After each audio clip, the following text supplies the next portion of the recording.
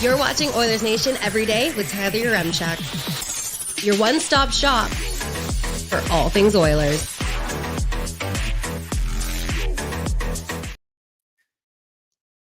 Let's get into it with the lead. You said you had something. I didn't have anything. I didn't have anything. The Oilers don't have anything. We could have canceled the show today and been fine. Probably could have, but the people want us here, Liam.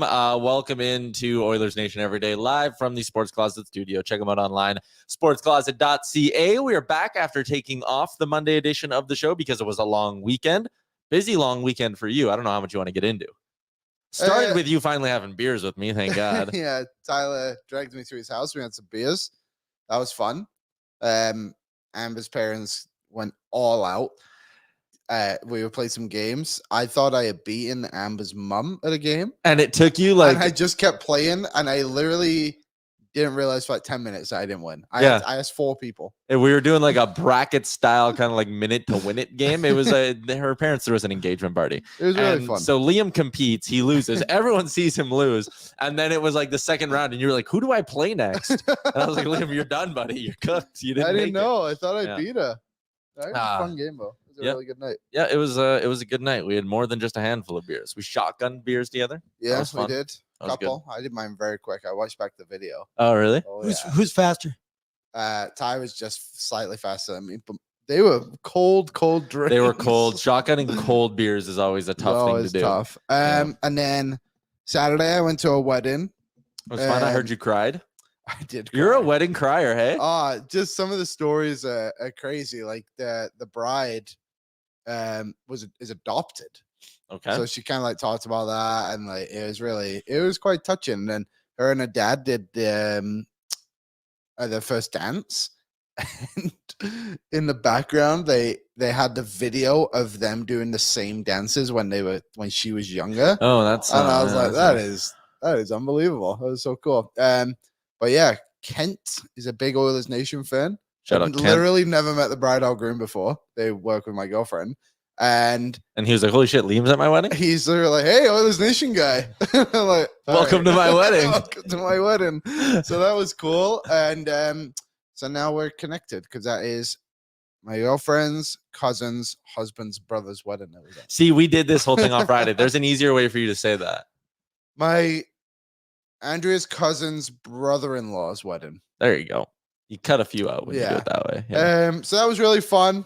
And then on Sunday, I became an uncle. Yeah, that was cool. So, not that you did a whole heck of a lot, but still, I wasn't too involved in it. So that was sweet. Went down and met the little fella. Boy? A little boy. Kind of crazy. Seeing babies? Just like the realization of like this child is now in my life forever. Well, like when you see, especially, it is weird the first time you see someone like go through the process of like being pregnant and then the baby comes out and you're like, whoa. That's wild. Did you hold the baby? Did hold the baby once. I couldn't trust myself. Yeah, no, that's support good. The head. And they're kind of slimy too. It can be at times. Slippery little guys. Yeah. So it was really good day. And then on I guess also Sunday, I bought a house. So yeah, pretty intense weekend to say the least. It started off great. Well, the whole thing was great, but just like adulthood. Am I right? Friends getting married, going to a wedding, babies, buy a house, no money. No money. You have money. You can donate to the show. Yeah. Also, we're going to drop Liam's new address in the description of today's episode. So look forward to that. So anyways, congrats, Liam. Still insured park for those wondering. Yeah. There you go, Chris. Next week, big news. Liam is 9 months away from being a dad. Don't put that stuff out there. Got to get engaged first. Maybe that's next. Hey, you can do things in whatever order you want. I know Andrea only watches the show when I call her out for stuff like shrinking my clothes. She texted me during the show that day. She watched the show that day. Just literally just that day. You never watched the only bad thing I've said about Amber over the last little bit, not even bad, is when I was like, oh no, I'm the one in the relationship who knows how to dress. And when I came home, she was like, yeah, no. She was like, as you were doing that conversation, she was like, Tyler's probably going to say something along these lines. And she stands behind it. All right, let's talk a little bit of sports here today.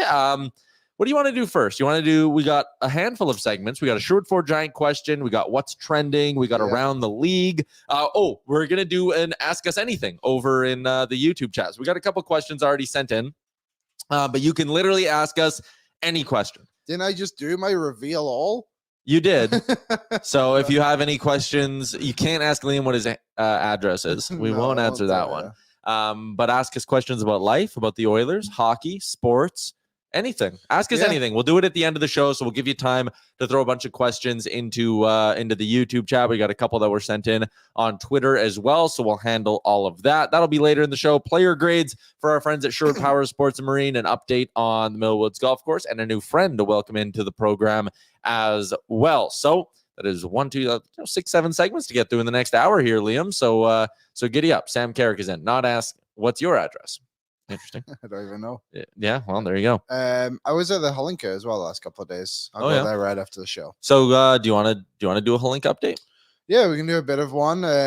Big game tonight. If you're honestly looking for something to do tonight, I would go check it out. Canada plays Sweden at 7:30. Air conditioned arena. Yeah, and it's probably going to be the gold medal game.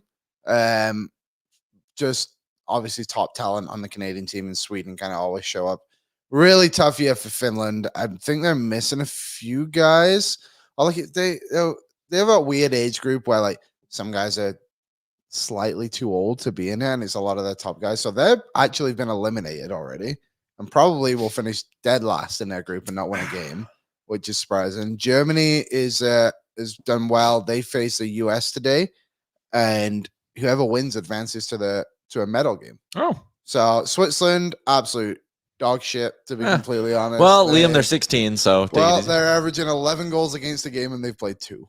So they won't be seeing many of those guys in the NHL, unfortunately. And no, but we'll see them next when they're losing by 12 goals at the World Juniors in a few years. So how exciting! So it's really good to Holinka, and I think tickets are relatively cheap, but it's just down at Rogers Place.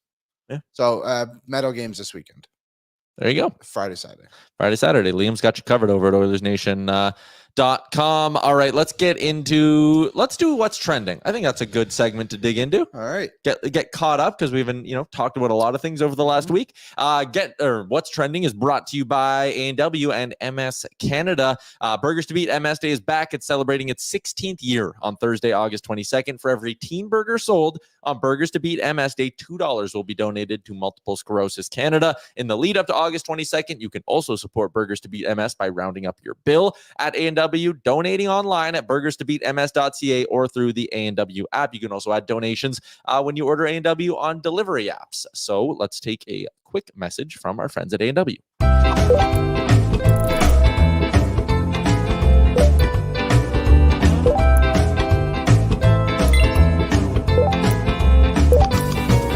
Grab a burger, beat MS on August 22nd. A&W rallying communities to unite for the cause and raise awareness about MS in Canada. Burgers to Beat MS Day coming up on Thursday, August 22nd, about 3 weeks and 1 day away. I did that very quickly. All right, first thing we got in What's Trending. Did you see this from the Arizona Cardinals? New menu item for their upcoming NFL season. It is a cotton candy burrito stuffed with ice cream and Fruit Loops, M&Ms, sprinkles, some sort of gummy in there. Stuff. Would you eat it? No, absolutely not. Hard no. Even if I said for free and you could just have one bite. I get toothache eating Hershey bars. That's fair. That is a lot to deal with. I would take one bite out of that. I'll try anything once, but that's insane. See, I'd be tempted if it wasn't filled with all the candy. I would just do a log of cotton candy with the ice cream in the middle. If it was vanilla ice cream and a nice whatever kind of cotton candy wrapped around it, I would eat that because I do like cotton candy flavored ice cream. Yeah, that's probably not, but that is a lot of sugar. They're doing too much. Diabetes on a stick, Taylor said. Yeah, I think so. The U.S. they can't keep getting away with this. They can't just sit there and wonder why their obesity rates are so high. Yeah. Ladies and gentlemen, you pay for your healthcare. You can't be eating this. You're putting this in your body. That's a good point. Oh, you can't be doing that. Have you ever been to like a ball game or a stadium somewhere and tried one of the outrageous menu things? No, I didn't actually know it was like a thing. Is it like a baseball thing? I've only been to. Well, this is football too. Oh yeah, that was. It's football. kind of like a ballpark thing, though. Yeah. It's kind of. No, never. I think the really. craziest I've ever gotten, and it was good, at Rogers Place. I don't know if they still have it, but they had it a couple of years ago. They had a pierogi poutine. Oh. So it was like I've had that. Like 12 mini pierogies, a sour cream sauce, bacon bits, cheese, and then they like toss it up like a poutine. I think that's about as crazy as I've gone. But I've never done like the foot-long hot dog even. Like it's a lot. The poutine, that sounds. Yeah, that sounds just delicious. Right up my alley. Yeah. That's what we eat in Canada. Yeah. Because we like our food and we like to be full after. No, that's not going to do anything for you folks. No, you're just going to be like, can you imagine? It's like 40-degree day. You're like, all right, football game. And you just put back one of those. That's awful. Also, too, like. Also, bet it's like $30 for that thing. That's what I was going to say. How much is that? And also, what do you do when the ice cream inevitably melts because you're in Arizona? Like, you just like. Yeah, that too. Seems like a disaster. So we're out. Yeah, I'm out on that one. Epiphany. Tyler hasn't had a Costco hot dog or Polish. Those aren't foot long. Costco hot dogs used to be. I don't think they are anymore. I don't think they're foot long hot dogs. I do like a Costco hot dog, but they're like standard hot dog size, like that big. That's not a foot. I like a good Costco slice of pizza. Do you see the guy doing hot dog in the slice of pizza, eating them both at the same time? No, but I've seen AJ and Big Justice. Boom! We're going to give it a boom or a doom. Not many dooms. You giving this show so far a boom or a doom? I don't want to know the answer. Let us know in the chat. Yeah, let us know in the chat. Doom. Yeah, the Costco hot dogs are. I don't think they're a foot. I don't think they're a foot. It's $1.50. Epiphany says 50% longer than normal hot dogs. Yeah, okay, so maybe they're like 7-8 inches, but not standard hot dogs. Maybe like 4 or 5. Maybe. Yeah, we're getting deep in this conversation. Mainlander Tim, I'm not reading that, but anyways, Tyler Mielek, yeah, let's not do that. Is he talking about the hot dog length discussion or the boom or doom? We got one boom. Are you listening to the show with headphones? Because I can imagine if you are, the boom or doom thing got annoying very fast. Podcast listeners, I'm sorry. Okay. Are we still on the what's trending section? We are. How about that storm in Calgary? Yeah, that was crazy. That was insane. Like, it's to our listeners in Calgary, we stand with you. Yep. Just inside, out of the hail. Yeah. That was like windows were breaking You and see shit. that video of man. that person's living room? Yeah. Like the glass is just shattering all over the place. Cause like Kennedy was down there at the time. Crazy. Hung out underneath an underpass. It shows up. No offense, Kennedy. Probably just keep driving. Well, it was pretty intense. I think there's probably you a don't want moment your in car there, in dented. all seriousness, where you can stop for like a little bit, but like don't and like try if you're gonna do it, pull over. Yeah. She pulled over. Yeah. There's some people who literally just stop in the middle of the lane. It's like, well, what about all the other people who can't get under? I think that's just a bit crazy. But yeah, it was an insane one. Calgary a few years ago had one very similar as well. So hopefully people that I think it was the northwest section of the city doing all right. Cars are replaceable. Mhm. People are not. The other thing, I don't know if you saw this, but a gas station in Nova Scotia had someone stop by, Okay. fill up their car to exactly $87.87. Oh no. Do you want to guess who it was? Sidney Crosby. It was Sidney Crosby. So this one was from TSN shared this SC with Jay on right. No secret that Sidney Crosby spends some of his off-season time in his home province of Nova Scotia. He also spent some time in the Wallace Fox Harbor. This lady served him at the store this morning when he filled up the pumps. She didn't get a picture. She had no idea who he was until another customer filled her in, but he left a little something behind so we know it was him. So he fills up his car to exactly 87.87. And honestly, I can't tell if this is like weird or cool. That's what I was thinking too. So first off, it's actually kind of hard to get it to stop exactly where you want. You would just have to prepay.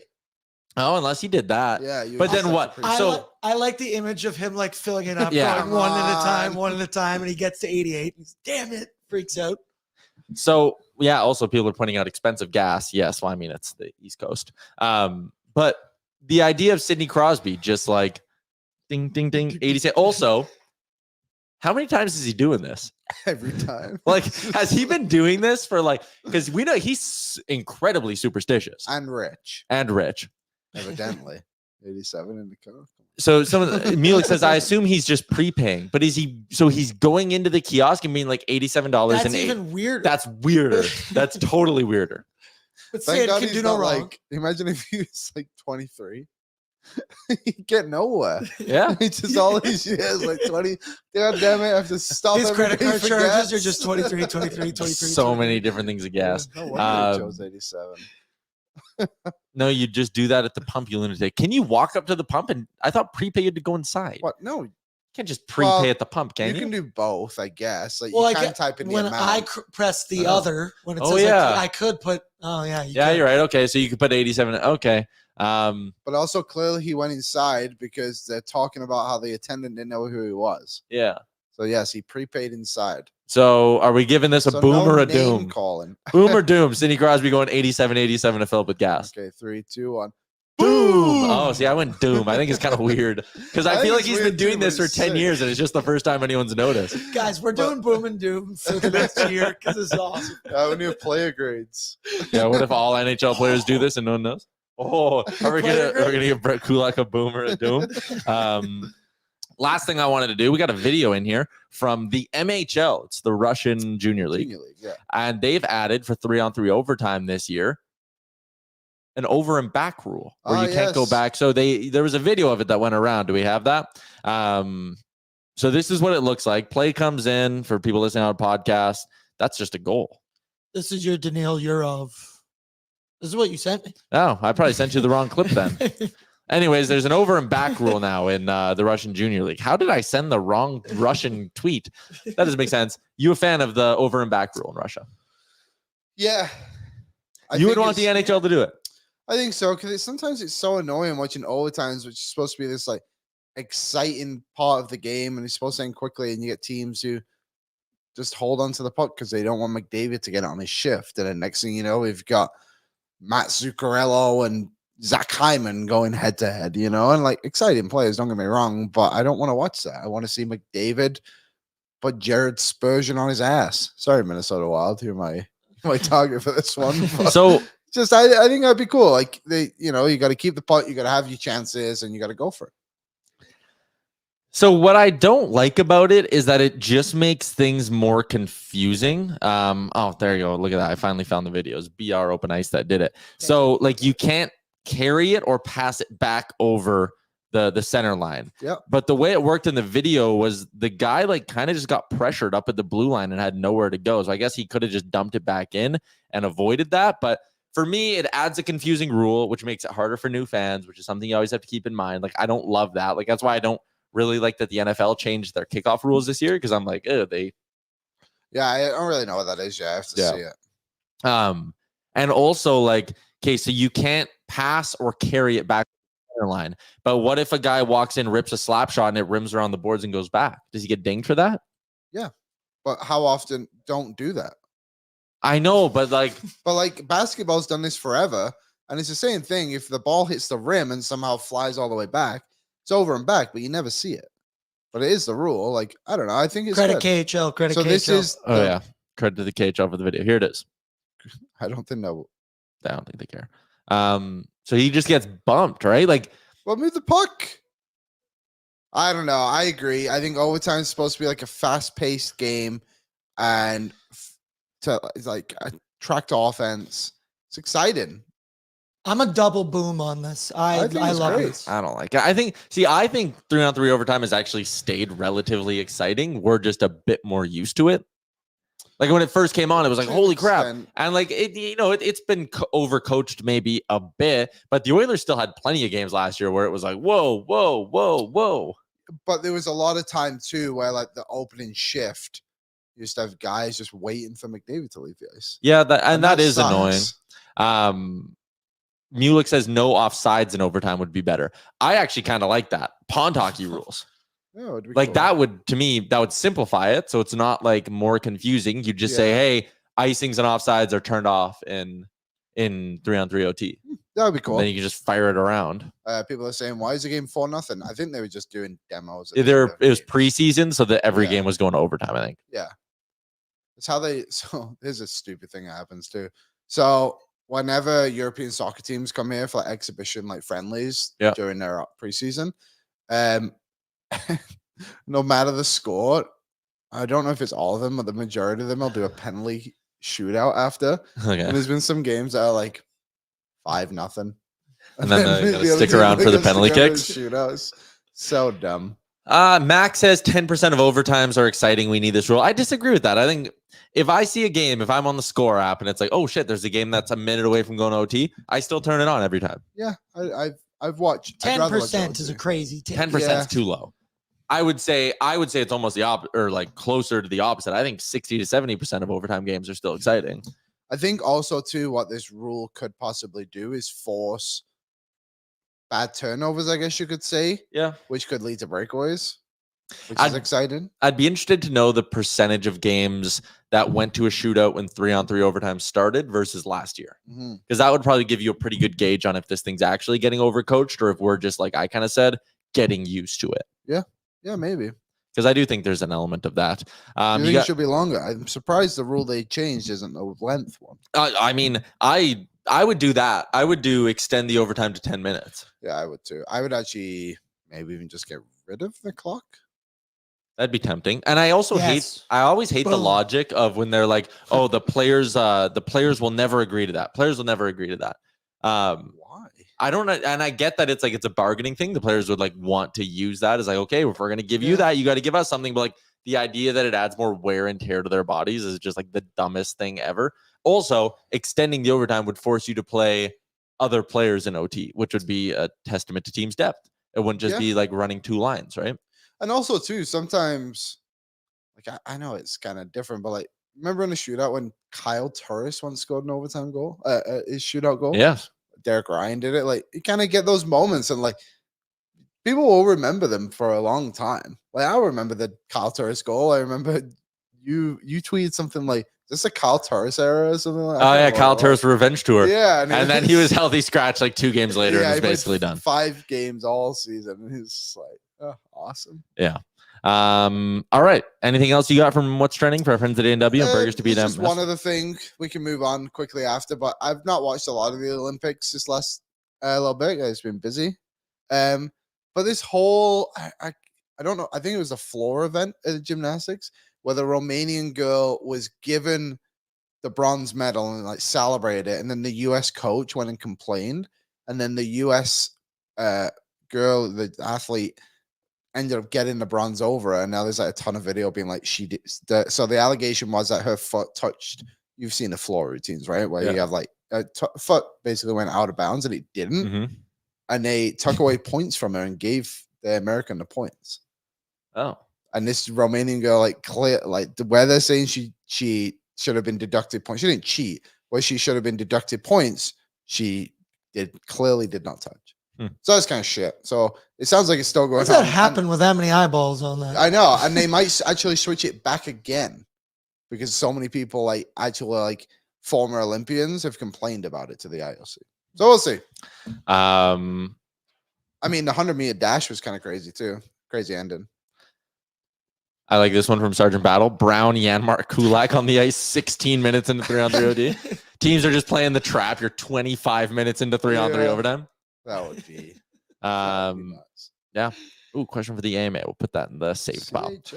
All right. Should we move along, do a little around the league, Liam? Let's give it a go. Yeah, we should talk a little bit of hockey. That's what the people are here for. It's brought to you by our friends at Spring Financial. Unexpected expenses always show up. Car breaks down, your house needs repairs. Guess what? You can borrow money for those unexpected expenses right from your phone and receive an e-transfer within hours. Spring Financial offers online personal loans from $500 up to $35,000 with no stress and no branch visits ever. Join the thousands of happy Canadian customers and apply in 3 minutes at springfinancial.ca/ONE. springfinancial.ca/ONE. Around the league after a message from Spring Financial. Looking for the fastest personal loan in Canada? Well, look no further. Spring Financial offers fully online personal loans with zero stress and no need for branch visits. But don't take our word for it. Thank you. Thank you, Spring Financial. Thank you very much. Spring Financial is the best. Apply today at springfinancial.ca. One of them was wearing cat ears. I'm sure they live a happy life. Yeah, well, they're borrowing money from Spring Financial. All right, let's go around the league. This is what I've had written down for a week. It And has been in there for over 7 We days. just kept I didn't think we were running doing out the of time. segment. So the Columbus Blue Jackets hired Dean Evison, and it got me thinking, where the hell's Jay Woodcroft going to coach next? Do you have? Okay. It's really interesting because there's been like Chris Knobloch is already like the 8th most experienced coach in the league. So I don't know anything about Jay Woodcroft, and I'm not trying to do anything. But does it not make you wonder why? It does a little bit. Like, there's been a lot of jobs, a lot of times where it's like, even the Ottawa job, where it's like Steve Staios worked with Jay Woodcroft in Edmonton, didn't hire him.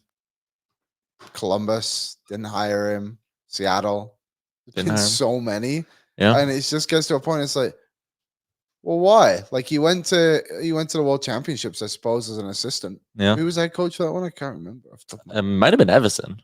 I don't remember I though. can't remember. But yeah, either way, it's just kind of weird. Like, maybe people are kind of seeing him as like a candidate mid-season. If they're like, maybe that's when he's better, because that's really when he took over the Oilers, he was able to turn things around and kind of get things rolling that way. But that's a guy who's been around the NHL, for a long time, and somehow he doesn't have a job. Okay. Andre Turney or whatever was that Turney, coach. right. Okay, so I'm going to go through, get ready to count on your fingers. We're going to go, you got to start at 0. Oh. We're going to go through all the teams in the NHL, and we're going to see how many it would even make sense for them to make an in-season coaching change based on what they've done in the last 6 months. So the Rangers have Laviolette, not happening, right? Like, there's no way halfway through no. Yep. He's not a candidate to get fired midseason. No, I don't think so. But also, he is very low on my list. But if things go south early for the Rangers, I could see them not being afraid. But he is very low on the list. Yeah. Dallas, no. No. Carolina, Rod, no. Yeah, he's Locked in. Winnipeg just hired Arneal, so he gets a year. Yeah. Florida, Maurice, no. Yeah. Vancouver, Tocchet, no. Boston with Jim Montgomery, no. He won the Jack Adams recently. I think that's an interesting one. Okay, so now you have 2 maybes that you're stretching for. Okay. Colorado, Jared Bednar. No, I don't think so. Edmonton, no. Toronto just hired Berube. Nashville, Brunette, no. LA, or you want to talk Nashville? You think Nashville's a maybe? No. LA just gave Hiller his year. Yeah, crazy. So, he's not going to go anywhere. Awesome. Tampa Bay with John Cooper. No, I think they've reinvested into the team. And they give him a year. They do it in the offseason. I think they always give him the year to sort it out. Vegas with Bruce Cassidy. Doubt it. Doubtful, but also one of those teams that clearly has shown another afraid to make that decision. Islanders just hired Patty Waugh. No. Yeah. St. Louis just gave it to Drew Bannister, so no. Washington has Carberry, no. Detroit is the one obvious one. Yeah, that's a clear one. He worked there too. Woodcroft. Yeah, he would have been a video guy. Cup. Yeah. So there's Detroit, I think, is the obvious. So there's an obvious one in Detroit and then 3 maybes. It's the only obvious one. Pittsburgh, Mike Sullivan. I think he's so ingrained there, it would have to happen in the summer. Yeah. I don't think it's kind of like when Holland was there for so long in Detroit and those kind of guys. I could see that one. Yeah. No, I don't see it. I don't We know. can put them in the Last maybes. kick at the can. Minnesota just made a change. Philly, Torts, no. Buffalo just made a change. New Jersey just made a change. Calgary, too bad to do anything. You don't think Philly? No, dude, Torts is in management there. Oh, is it? Okay. Yeah. Seattle just made a change. Ottawa just made a change. Utah? Tournier, no, they don't do it in year 1 there. No, I think they're going to be able to build off a good year there. Montreal locked in. Columbus locked in because they just made a change. Anaheim is another one.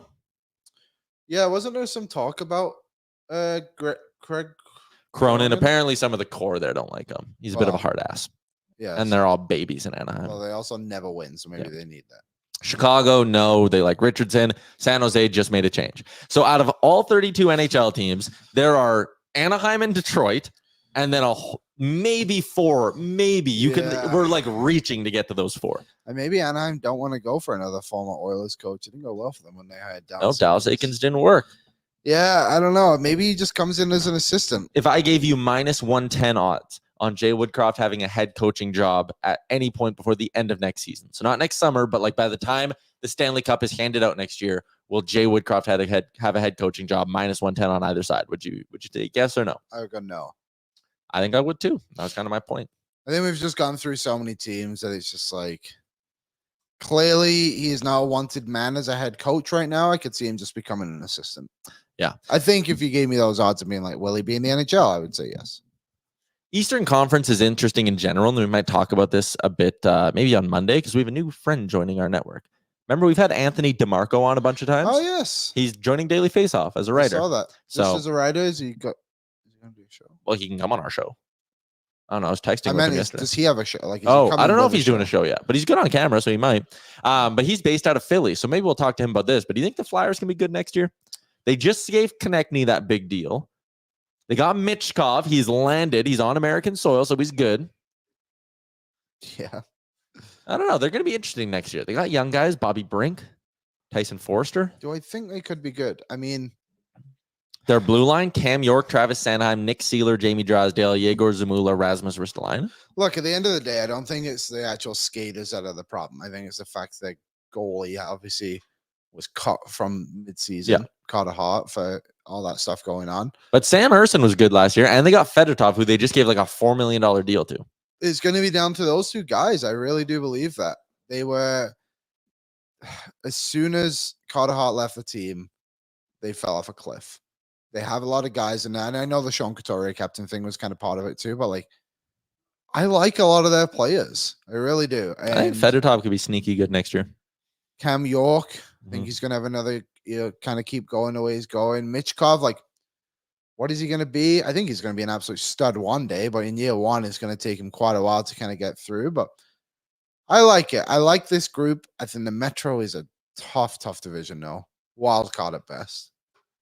Well, so that's the other thing, too, is like when you look at the West next year, if you break it down East versus West, like how many teams in the West do you look at and say there's no chance they're a playoff team? San Jose. One. Oh, wait, sorry, Nick. I thought you said the East. No, in the West. San Jose. Chicago, I still think is in the range of like, there's no shot they're a playoff team. Oh, totally. They had 50 points last year. Anaheim's not a playoff team. They had 59 points last year, but like they're not good enough. No, I think Utah would be in the running. They could make a push. Oh, Calgary has no shot. And so there's 4. And I think you could look at teams like I think Utah has a less than 50% chance. I would too, but I think they'll be one push. of those teams that lingers. And then at the end of the year, I think like, if they have 12 points and they're in. I think I have Seattle as a team. Like Utah, I'd put around like 30%. Seattle, I'd put around like 25%. Mini, I'd put around like 40%. St. Louis, I'd put around 35-40%. Like there are a handful of teams like I don't think they get in, but one of them might just get on a heater and surprise us. Yeah, I could see that. I think point is the West has some basement dwellers. Yeah. It's the East. It's what the East was like 2 years ago. Yeah. Who in the East is trying to be bad next year? Who in the East do you look at and say they're still firmly in a rebuild? There's a few teams I'm looking Montreal's at. trying to get out of it next year. But they won't. Slavkovsky, Suzuki, Caulfield, Newhook, a healthy Kirby Doc.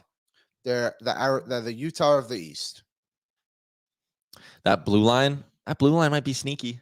Columbus. Utah's blue line is way better. Yeah, Utah's blue line is probably better. But goaltending, Montebo, Primu, yeah, you're right. Okay, they're probably not going to be good. Columbus is going to push, man. Like, they're not trying to be bad. And I actually like some of the pieces in Columbus. Marchenko's legit. They signed Monahan. Not that that's huge, but like maybe that gets something out of Johnny. Frank said the other day, didn't he, that maybe Columbus just wasn't a fun place to be. Was it Columbus? He said that about? And now that kind of new management, everyone's kind of new there. Maybe that can bring some guys up. Because I mean, like Johnny Gaudreau, we all know he's a good player. Yep. Patrick Laine obviously gone through his stuff. Sean Monahan kind of coming out on the other side of turning his career around a little bit. Boone Jenner's a good player. Their blue line next year, exciting too. Like Ken Johnson, Cole Sillinger, Fantilli. Like I really like this team, but I just don't see how they're gonna beat out. If you had to pick, who do you think comes last in the East next year?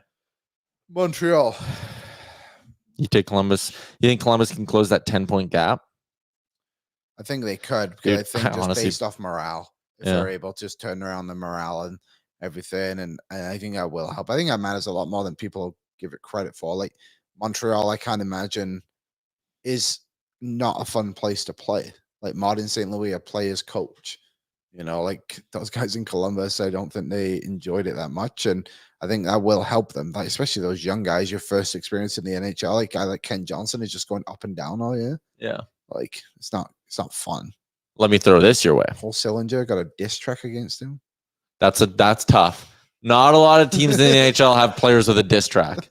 No, they do not. Not from a pop stuff. Yeah. Anyway. I think all bottom 5 teams in the NHL are from the West.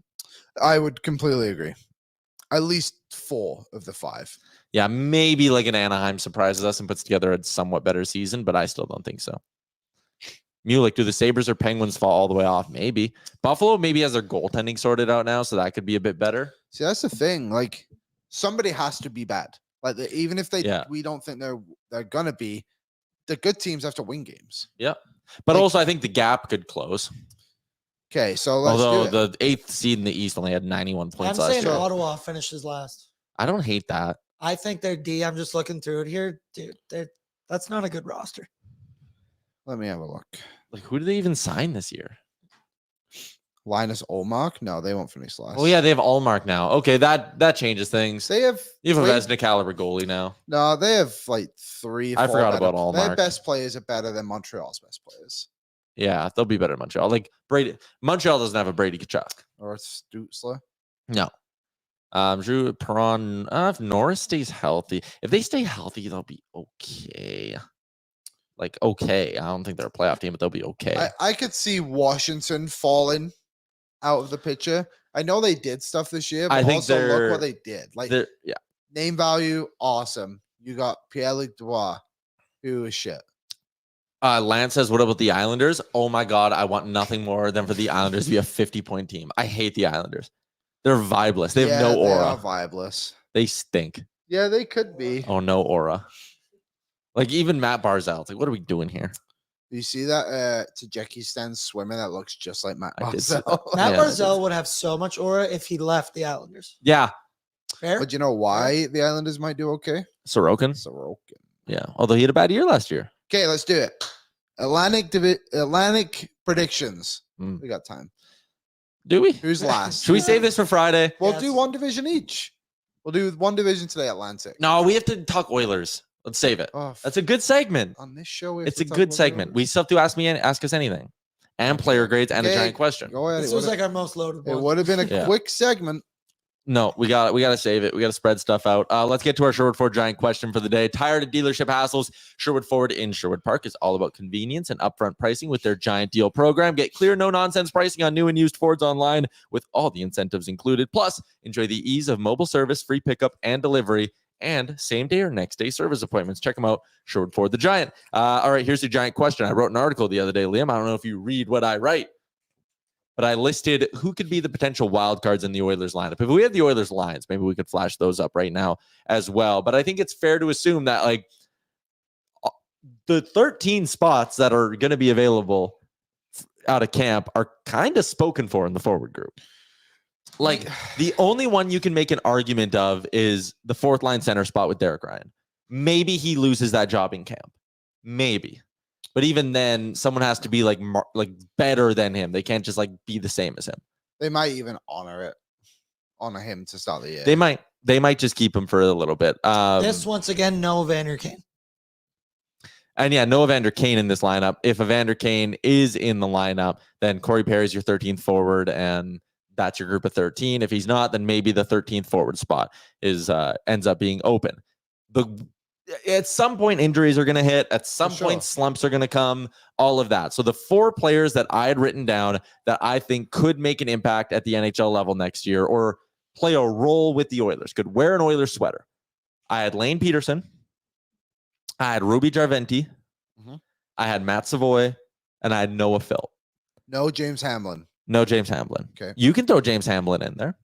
I think I will. You think there's a chance he's 4C?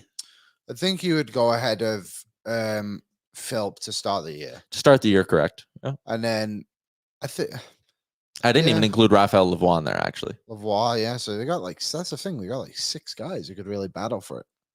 For a spot. Yeah, exactly. Or for the first call up. Like something, yeah. And I do think it's a little dependent on, like, again, knock on wood here. Like, I'm not trying to will anything into existence, but like if Vitkor Arvidsson is out for 4 months at one point, if he goes down in December and it's a 4-month injury, and Matt Savoie's a point a game, Matt Savoie could get that call up. If Derek Ryan looks slow and they need a boost, Lane Pederson, I think, gets that call up, or maybe it's James Hamblin who gets that call up. Yeah, I could see that. Yeah. I just, the speed of Derek Ryan is going to be what's going to be a problem. Yeah. It's going to be a problem. And it's not even purely him. It's the fact Corey Perry is probably going to be locked next to him most of the time. Mm-hmm. It's not going to help. So if they want to add some speed, I would consider Hamlin. If I had to rank them in terms of like most likely to play for the Oilers next year. At all. Out of that group of, we'll include Lavoie, so it's a group of 5. Most likely to play for the Oilers next year and most amount of games like they could get. I have Pederson at 1. I would go Lavoie 2. I would go Jarventi 3, Savoie 4, Philp 5. You're not putting Hamlin in there. I just don't see the upside play there, but okay, I would maybe I slot him 1 above Philp because he could get a call up earlier. 1 Savoie. You think he has the best chance of playing for the Oilers next year out of that group? 100%. I think they're going to commit to developing him. He's a 7th overall pick, 9th overall pick. They're putting him down in Baco as a centerman. I don't think there's a spot for him to be a center. They're literally selling his jersey right now in the Oilers store. If you walk past the Oilers store, it's Connor McDavid, Draisaitl, Bouchard, Savoie. Yeah, but they screen printed one, or he pressed one jersey and threw it up. There's 4 rows. I swear, he's number 1 for me. I think it's him. I would go Lavoie. Probably Pederson. Javenti. I would say Hamlin and then Philp. I think Philp is just going to need the time. Yeah, I can kind of see that. Yeah, that'd be my only one. But I could see him. I could see him playing. I think Savoie will force the Oilers to make a decision at the deadline that gets him in the lineup every year. Just the way they're talking, though, they want him to be a center. He's going to go start as a center, be developed as a center. Mm-hmm. So Derek Ryan goes down. It's not him coming up. It's Pederson or Hamblin. I don't know. I could see him mixing it in. They're not going to bring him up to be a 4th-line center. But the one other thing, too, it's not all about games. Like, yes, of course, when he gets called up, you want him to play. But being around 2 of the best centers in the world is also going to be incredibly helpful. And it doesn't have to be a regular thing, but I think they'll want it to be around. The Oilers have proven over their time that that's kind of what they want, is their best players to be in Edmonton.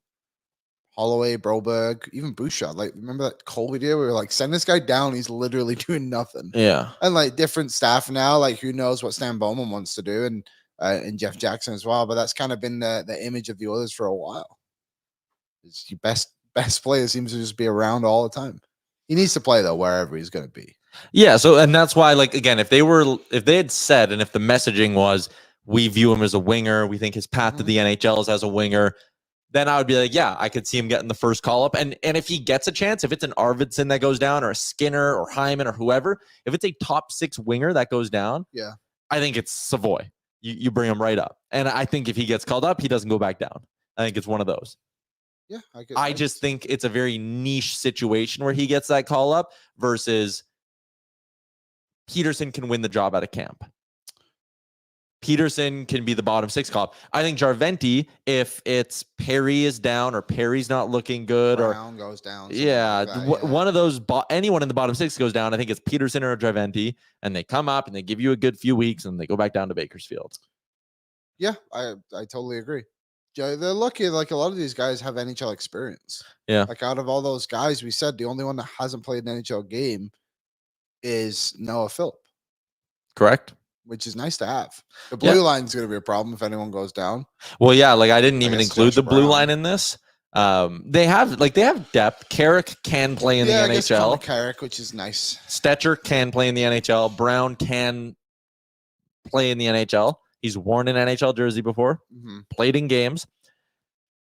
Broberg's the wild card, though, because if Broberg is the Broberg we saw, like we got, in fact, infatuated with him during the playoffs. Yep. It was 8 games or 9 games or whatever it was. Like, yeah, he didn't do it for the whole playoff run. And even if he did, I'd be sitting there going, can he do it for a full season? So Broberg's a wild card because if he's what we saw in those last 9-10 games in the playoffs, then we're good. My biggest wild card on the blue line, Troy Stecher. Because you think there's a shot he plays more than we think? I just, he never got the chance last year, right? Yeah. Like, I'm curious to see if he can take a role on the right side. Like, what is he? What is he going to be? Is he going to be the guy that can kind of help out Darnell Nurse a little bit and do what he's obviously doesn't have the size that Broberg has, but he's a guy that's played over close to 500 games, whatever this may be. He's been around for a while, and the Oilers want to sign him for 2 years if he was just going to be the 7/8 defenseman. I think they legit see a role for him here. That's fair. Is he Philip Lawson? I hope he's better. All right, let's wrap it up with our player grade for the day, brought to you by Sherwood Power Sports and Marine, your one-stop shop for everything you need from fishing rods and reel and tackle, boat accessories, motorcycle gear, water sports accessories, and e-bikes. Find more at Sherwood Power Sports and Marine. Brett Kulak is the player today. I'm very intrigued to see where the chat comes out on where I come out on Brett Kulak. But for the regular season, Liam, I said a B+. I thought he was good. He outscored the other team when he was on the ice, granted only by 1 goal, controlled the shot possession share. Those were both positive numbers. He had a good regular season. He played with a handful of different partners. And what I like about the fact that you have positive shot share and that he outscored the other team at 5-on-5, when you look at his most common teammates in terms of time on ice, Draisaitl is 8th, McDavid is 12th. He plays with bottom 6 guys and puts up good results. That's exactly what I want out of a third pairing defenseman. So I go B+ regular season just because like the ceiling's not really there for him to push and be like, whoa, stunning A+. Playoffs, I knocked him down to a B-. They were outscored 16-13 at 5-on-5 with him on the ice. He was 5th in 5v5 time on ice amongst defensemen. Got outshot. Defensive zone start, 43% was the lowest amongst the 5 regular defensemen, you can call them, the 5 guys who stuck for the entire playoffs, or for most of the playoffs. So I actually think he was a little bit less effective in the playoffs than he was in the regular season. Still gave him solid minutes. Like, it was good. Brett Kulak was good, not a problem. He made them better in the playoffs. I actually just disagree with the idea that he took a step forward. I think you notice him more because you're more dialed into how every single player is playing during the Stanley Cup playoffs. So I went B+, B-. His chance of staying past the deadline is only 75%, though. Cece's is going to be lower when we get to Cody Cece. But oh, we did Cece? What was his chance?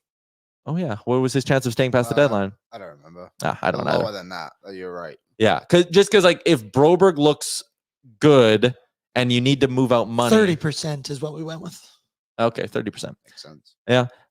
If Broberg looks good and you really need to change the blue line, I do think there's a chance it's like, okay, we're trading Kulak for a 2nd-round pick, got some term. We need to save the money. Broberg's on the left side now. Yeah. And then you're trading Cece in a cap dump to get a guy. And then you have another deal for another guy. Like, if you get 2 pieces on the blue line or you want to go that extreme, there's a shot Kulak ends up being the odd man out, or no team wants to bite on Cody Cece, which I don't think is going to happen because it'll be right at the deadline, easy to move him out. I think they like Brett Kulak in the playoffs. I think Broberg will be fine on the right side, but you can see a world where it's like Broberg struggles on the right side. They're like, shit, we got to move him to the left. We need to save money, and Kulak's the odd man out. Yeah, I think it makes sense. I think I would give him a B+ for both, to be honest, regular season and playoffs. I think one thing with Kulak that I've always appreciated about his game is you can play him with anyone. Yeah, you can. And he does well, and I think that was shown in the playoffs too. He got played in his weak side. He got put with the rookie and Broberg. He was made to play with Vinny and CC when they weren't playing well. And to be fair to him, all those guys look pretty good playing next to him. So I know the numbers say what they say, but I just think his ability to play in a variety of situations, not play with the best players like a lot of other guys on this team have to do, is something that's very important. I would give him a B+ for both. Yeah. Rusty in the YouTube says, I'd be sad if we traded Kulak. I'd understand it, but I'd be sad. I agree with that. I think that's how a lot of people would come out of this thing feeling. I'm a boom, obviously. I'm a boom. On both. I think B+ is right where you need to be. Playoffs, what you saw was you put Cody Cece with him, and they were pretty okay as far as I'm concerned. Brett Kulak, I have a highlight here. This is one of the things that I love about him. Breaks up a play. Right there, finds a way. This is in the playoffs. This is game 2 of the first round. And then guess who finishes off this bad boy? Full 200 feet, Dry drops it to him. Bang. Yeah, that was sick. Who doesn't love that? And they ended up winning that game too. Guys like that don't grow off trees on your third. They lost that game. Oh, they lost that one? Yeah, they remember Kopitar scored in overtime. Oh, yeah, that was the OT winner. Because then we went down to LA and won 2 straight, and Yeah. then won the game 5. Game 5. We were at that game. All 3 of them. All right. Other sports report. Shout out Sherwood the Giant, Sherwood for the Giant, Sherwood Power Sports, and Marine. Let's do our other sports report, which is brought to you by a new friend of the show. It is brought to you by Bet365, proud partner of Oilers Nation Everyday. You can open an account today with Bet365. Bet on a huge range of markets and use the promo code OILYBONUS to get in on those markets. Whatever the sport, whatever the moment, it's never ordinary at Bet365. Olympics. We are a hammer-throwing nation. Gold in the men's, gold in the women's. How about that? And the one guy looks like Burton Cummings. I didn't watch the women's one yet, but the men's one was first throw, 84 meters. Yeah. The second longest throw in Olympic history. Wow. Yeah, crazy. And then I think he, not to diminish the accomplishment, but I think he failed on 4 of his next 5, which I thought was very funny that you can just like, obviously the longest one is great, but I thought that was cool. But yeah, it was amazing. That was something. Disappointing side of the Olympics. Men's basketball done in the quarters, losing to France. Jamal Murray couldn't make a shot. That was disappointing. I was watching that game. I was all in on this men's Olympic team. I thought they had a shot to push the States. They don't even get a chance to play for a medal. That sucked. It was hard to watch. It was over painful. before it even started. Yeah. Jamal Murray can't do blank without Nikola Jokic, I guess. RJ Barrett that was tough to watch. I said to Dan earlier, it felt very weird yelling at my TV, being that pissed off at 10 a.m. in the morning. Yeah. But I couldn't help it. I was very, very, very disappointing. Super disappointing. And there was a point in the fourth quarter where they closed the gap to like 4 or 5. Shea was going off. And you're like, okay, they're going to do this. They're going to do this. And I was like, damn. Super disappointing. So that's our Olympic updates. Edmonton sports. The Edmonton Elks play Trey Ford and win. Gasp. Stunner. Who could have seen that coming except for literally anyone who casually watches CFL football? When they signed MBT, it was like, why are they doing this? They have Trey Ford. Trey Ford was good down the stretch. Chris Jones is an idiot. Yeah. If anyone ever hires that man as a general manager again, Yeah. they should be fired themselves. Yep. They're so bad. And yeah, they come in and it did not look pretty in that game. First opening kickoff, Saskatchewan Ran scored, right back. but they figured it out. And he's such a fun player. And like obviously everyone wants to win games. Like from a fan perspective, you want to see your team win, but you also want to be entertained. Yeah, and he entertains.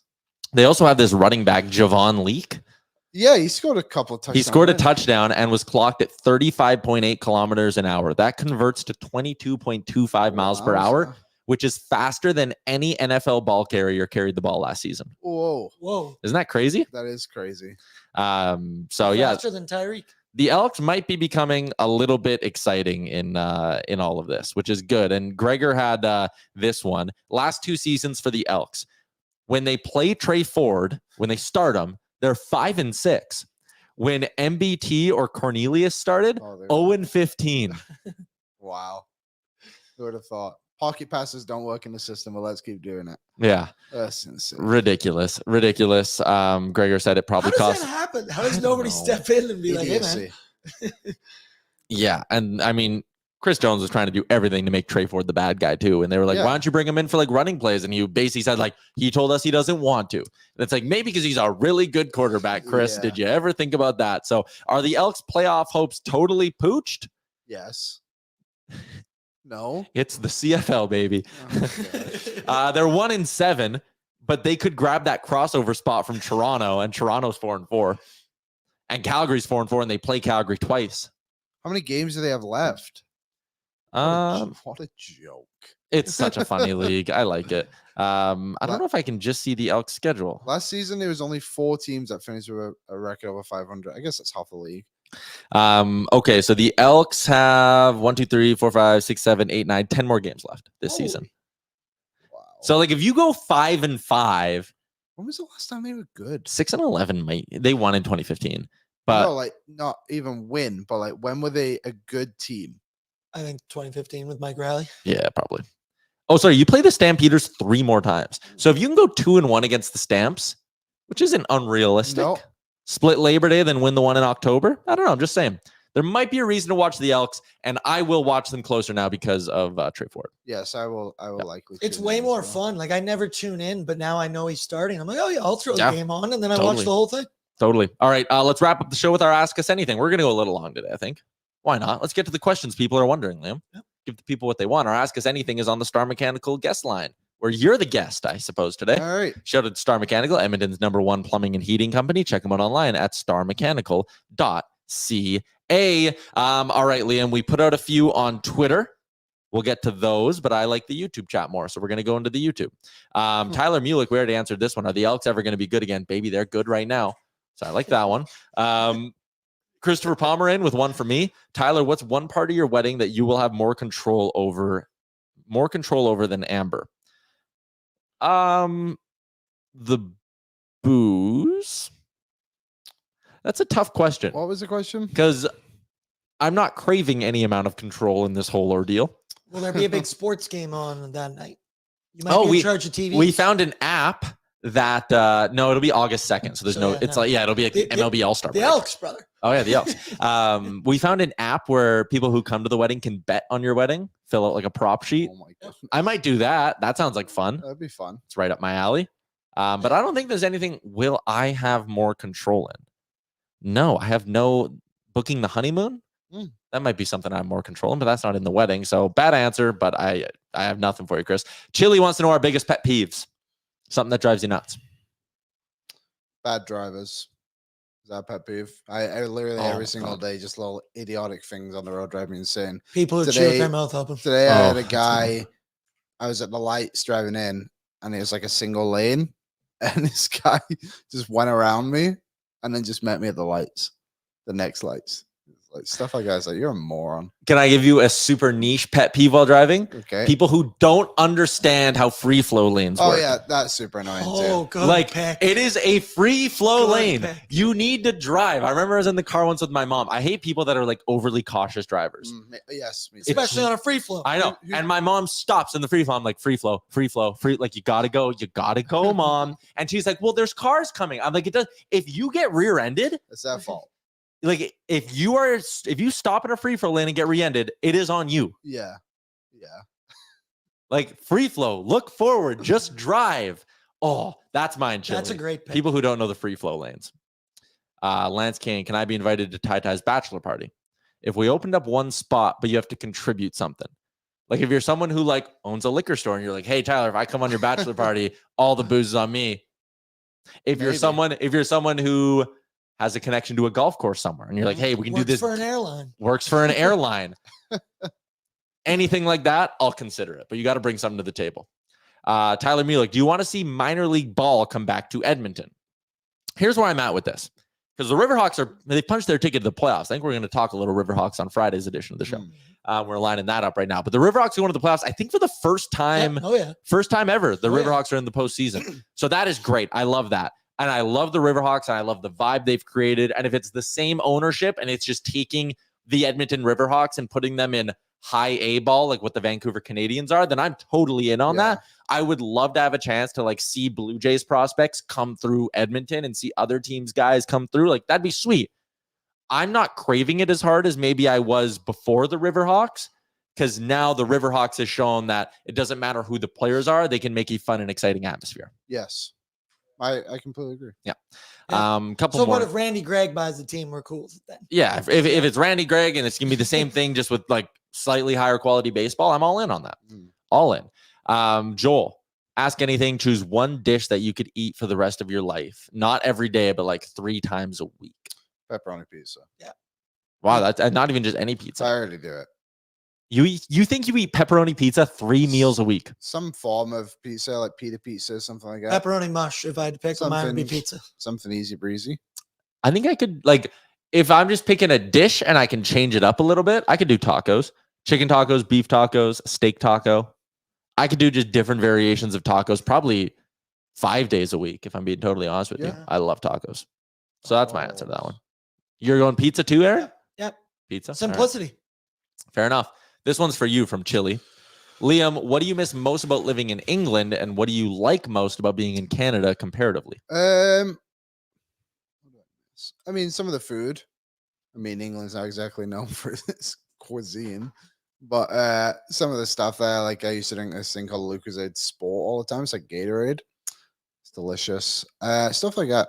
Food, I guess. Just the niche food products you can get. Yeah, and also like the sports culture and I like was gonna pub say culture soccer. and stuff like that is cool. I never really fully experienced the pub culture, obviously, but going back, kind of get a bit of an idea of it. That's Explain cool. pub culture.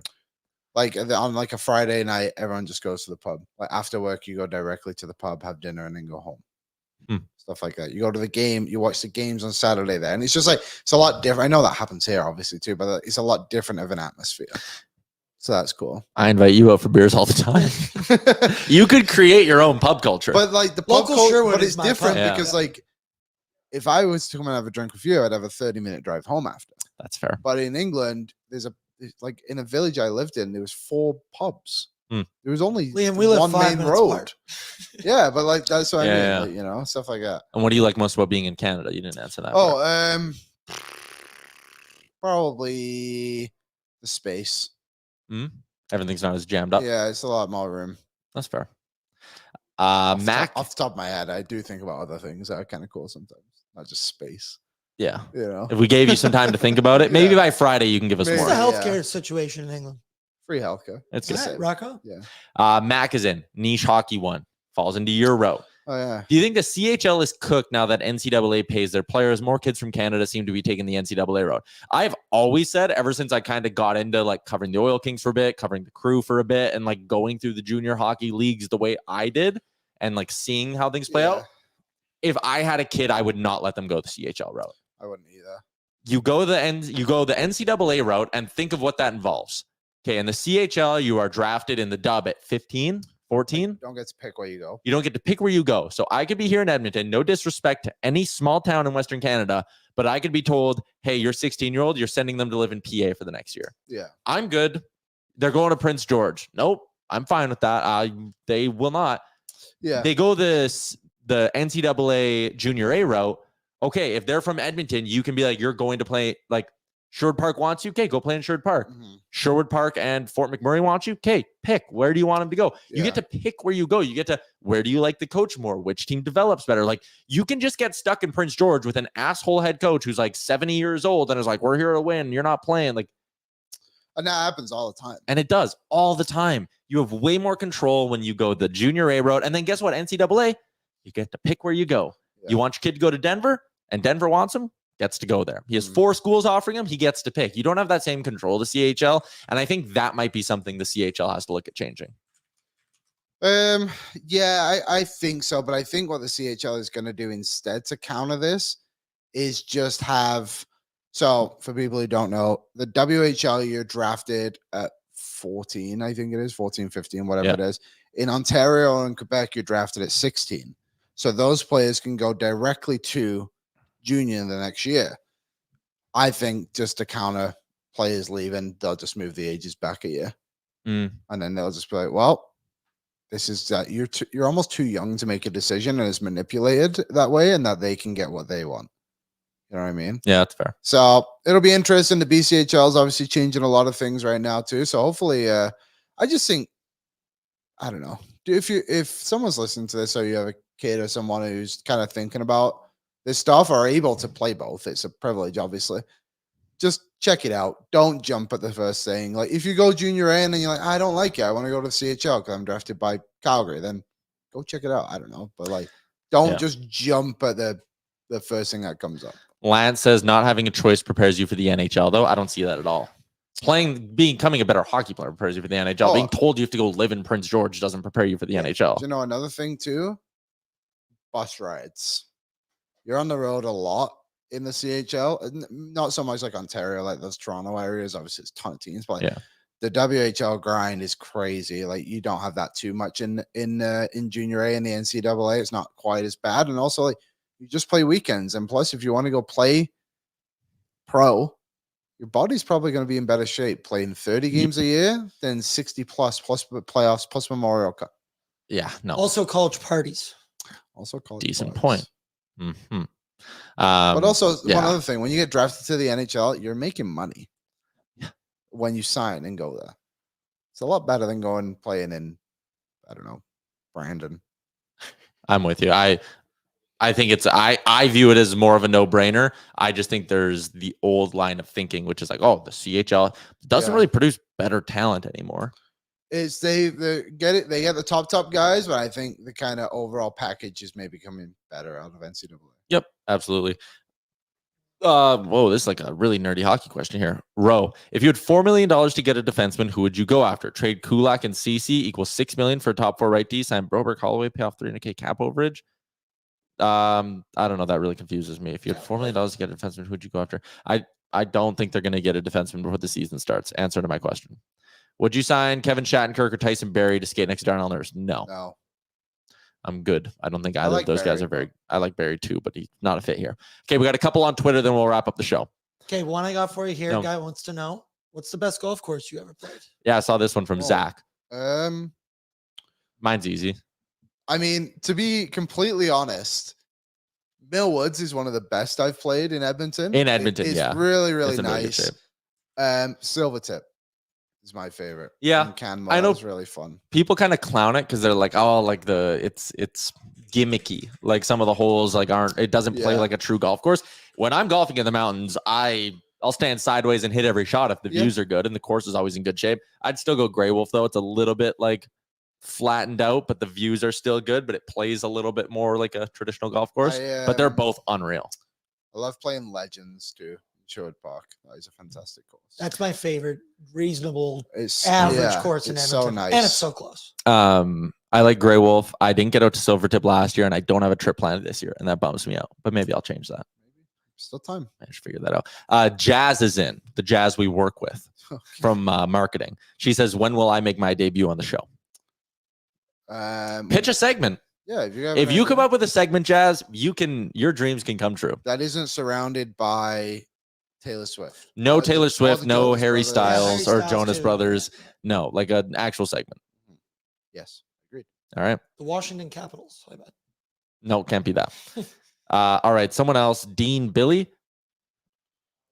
Oh, the year's 2025. Fanatics' first year is a success. All teams will be launching new thirds. What would you like the Oilers' third jersey to be? For me, give me that oil working guy front and center. That shoulder patch. That's a cool one. I would just bring back that white reverse retro they had a few years ago. Oh, that was so sick. And they just played it in the no fans got to see it. Right? I know. Yeah, I would bring that one back. That's cool. I would like to see something white, actually, and I wouldn't hate that as well. If they were to get weird again and go with a different logo, I wouldn't do the McFarlane logo again.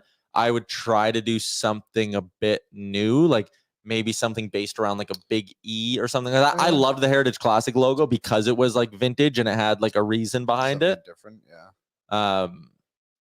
So yeah, I would do something around like a big E or something with an E, something Edmonton-y. Yeah. Canada just set a new Olympic record. In what? National record in pole vault. 4.85 meters. Lance says the players hated those reverse retros, apparently. It was actually the opposite. They were only supposed to wear them 4 times that year in the Canadian division. I think they ended up wearing them 6 to 8 times because the players liked them. Yeah. That's what I heard, at least when I was in that space, because I was credentialed that year, which was weird. I got to sit and watch all the Oilers games with no one else in the building. Very odd. Did you celebrate? Yeah. Just an Oilers fan. Considering your passion for avoiding the grind, why isn't the show called Oilers Nation Everyday with Tyler and Liam? Lehman. Well, when the show started, it was supposed to just be me. Yeah, I was supposed to sit over there, and I just forced my way on. Yeah, you were supposed to just push buttons and be a producer, and then that lasted like 2 months. And I was like, well, I'm spending most of the show talking to you, so you should probably slide over. Now here we are. And now here we are, where Aaron is pushing the buttons down. Yeah, Aaron. I'm here. Last one. Hontorio Momes. Why are so many radio guys from St. Albert or live there? Did you get TV or internet late in life in St. Albert? I don't know why so many guys live there. I was just born there, and I can't fathom leaving because I'm a creature of habit. There's a bunch in Sherwood Park too. Yeah, the suburbs. That's like a common thing. Yeah. Also, he says, why does Liam say boy, oh boy, does he hate women? Thoughts? Or do you want to release an official statement on those accusations later? What would I say? Girl, oh girl? They, oh they. But you do say boy, oh boy a lot. Boy, oh boy. Yeah, I control my language. You know, I've said a couple F-bombs on the show already. Sorry, kids. All right. I think that's a wrap on today's show. Did we do everything? Yep. While we're talking about golf, we did plug yeah, Millwoods golf. quickly there, but the auction's up to golf with myself, Jay, and Chalmers. You can head to nationgear.ca. We're bringing the Oilers Nation Open right back to the Millwoods Golf Club, where you can get private club conditions for under $100. Here is what we have left, okay? Okay. 6 teams of 4 left to sell in the Oilers Nation Open at Millwoods Golf Club, and 4 mosaic spots. $1,200 a team. So if you have a full squad of 4, get in, buy one of those final 6. Yeah. If you have 4, if you're someone who's like, I want to play, but I only have like one, it's just me or it's me and a buddy, sign up as mosaics. We only have 4 of those spots left. It's $300 a person, gets you into the tournament, all the perks. It is always a great time. Shout out Star Mechanical, Oodle Noodle for being on board. It's all in support of Gregor's Grads as well. We do this to support a charity, which is great. And Gregor's Grads is a damn good charity as well. So 4 mosaic spots, 6 teams to sell. NationGear.ca. If you want to golf with myself, Jay, and Chalmers, get over to Nation Gear, get in on the bidding. It's you and a friend. You get to create a team of 5, which gives you a great chance to win this thing with us as well. We're stacking the odds in our favor a little bit. Get your bid in. 1 bid is already in, so it's up to $625 now. So get your bid in. Let's go. Let's golf together. I'd like to golf with you. If you want to ride in the same cart as me, we can make that happen as well. Perfect. There you go. Good? I'm good. I'm good. That's a wrap on today's edition of the show. Friday, might have a special guest in studio to talk Riverhawks playoffs. Will it be the mascot? I don't know. That'd be pretty funny. I've been the mascot before. Oh, yeah? Yeah. It's got a fan inside the suit. Ooh, that's good. Plus yep. 30. Mainlander Tim's coming out for the golf tournament. Nice. Which is going to be great. Excited to see him as well. Question, which suburb is better, St. Albert or Sherwood Park? Sherwood Park. Sherwood Park. St. Albert's quieter. Less going on. 2-1. Votes on your show's over. You literally have the largest farmers market in Canada. That's a perk. That makes it busy. 1 day a week just for the summer. Sherwood Park doesn't have it, therefore not busy. Sherwood Park doesn't have it, so then you have to go to St. Albert if you want to. Exactly. So how do everyone we have a goes to St. Albert, so suburb it's off? busy. Yeah, I can walk to that farmer's market. It's excellent. Yeah, so it's busy. I went the other week. It was very busy. You can't. You were away. That's I come to bullshit. St. Albert every Sunday. Yeah, you do. We play soccer together. Tyler reacted so fast right there. That was great. All right, that's a wrap on today's edition of Oilers Nation Everyday, live from the Sports Closet studio. We're back on Friday, so we will chat with you then. Enjoy your Wednesday. Oil up. Thank you for watching Oilers Nation Every Day. Hit the subscribe button to never miss a show. And for more, visit OilersNation.com.